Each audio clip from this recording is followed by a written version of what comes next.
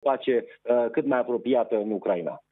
Mulțumesc foarte mult, Claudiu. Cripta Gaudi, una dintre primele opere ale lui Antonio Gaudi, a găzduit un concert aniversar la împlinirea 140 de ani de la înființarea Consulatului Român din Barcelona. Mai mulți artiști din țara noastră au urcat pe scenă. Consulatul a fost prima formă oficială de reprezentare diplomatică a țării noastre în Spania. Consulatul General al României la Barcelona marchează printr-un concert aniversar 140 de ani de relații diplomatice între România și Spania. Un moment de celebrare a prieteniei, cooperării și valorilor comune care leagă cele două țări de peste un secol. Evenimentul aduce împreună reprezentanții ai comunității românești, autorități locale și iubitori ai culturii române. Concertul a avut loc în cripta lui Antoni Gaudi, partea coloniei Güell, un veritabil laborator de idei, unde arhitectul și-a experimentat formele ce aveau să definească Sagrada Familia. Lăcașul, inclus în Patrimoniul Mondial UNESCO, este o capodoperă a arhitecturii sacre moderne, cu acustică impresionantă.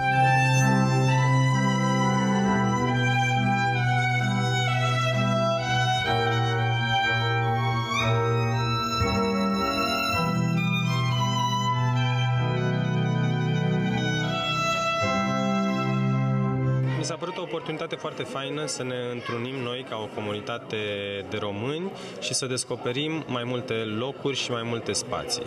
Când spun locuri și spații, mă refer odată la locul în care a fost creat acest concert și totodată mi se pare foarte fain că într-un timp foarte scurt, că concertul nu a durat foarte mult, într-un timp foarte scurt am reușit să trecem prin mai multe perioade de muzică pe care corul a reușit să-l integreze.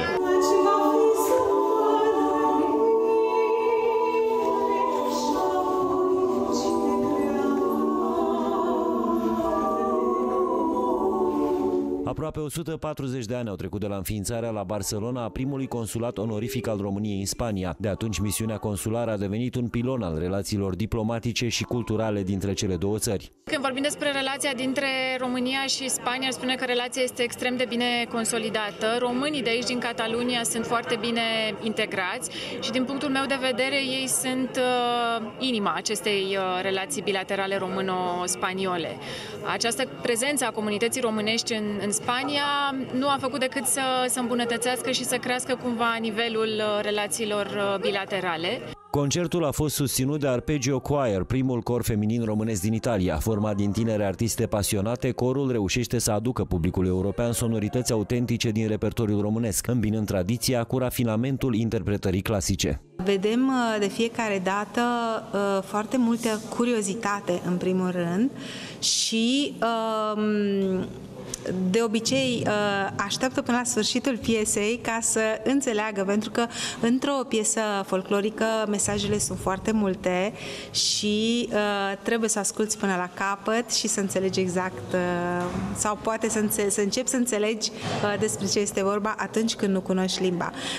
Cu siguranță muzica ajută foarte mult să transmită ceea ce noi ne dorim să transmitem. Prin acest eveniment simbolic, consulatul reafirmă angajamentul României față de consolidarea legăturilor culturale și diplomatice cu Spania într-un spirit de respect reciproc și colaborare europeană.